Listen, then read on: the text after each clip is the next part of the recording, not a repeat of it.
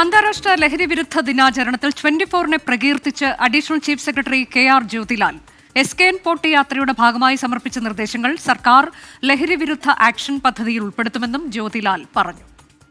സമൂഹത്തിലെ എല്ലാവിധ സംഘടനകളും എല്ലാ ഓർഗനൈസേഷനുകളിൽ നിന്നുള്ള ഫീഡ്ബാക്ക് എടുത്തിട്ട് ഇൻക്ലൂഡിംഗ് മീഡിയകൾ 24 ചാനലിൽ തന്നെ വളരെയധികം നിർദ്ദേശങ്ങൾ നൽകിയിരുന്നു. അതെല്ലാം വളരെ സീരിയസ് ആയിട്ട് കൺസിഡർ ചെയ്ത് നമ്മുടെ ആക്ഷൻ പ്ലാനിൽ ഉൾപ്പെടുത്തിയിട്ടുണ്ട്.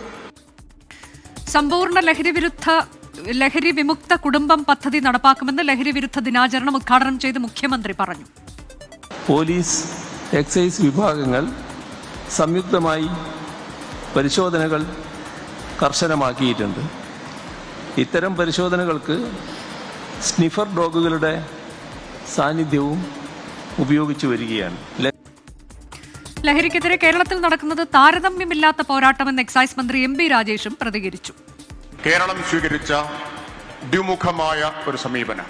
കഴിഞ്ഞ 1.5 മാസത്തിനിടയിൽ മാത്രം എക്സൈസ് നടത്തിയത് 10,000-ലധികം സ്കൂൾ പരിസര പരിശോധനകളാണ്.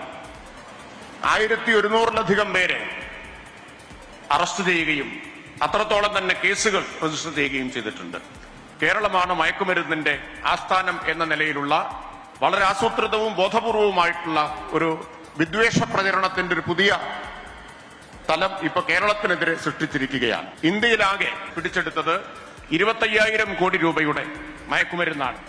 പക്ഷെ കേരളത്തിൽ നിന്ന് പിടികൂടിയത് 100 കോടിയോളം രൂപയുടെ മയക്കുമരുന്ന് മാത്രമാണ്.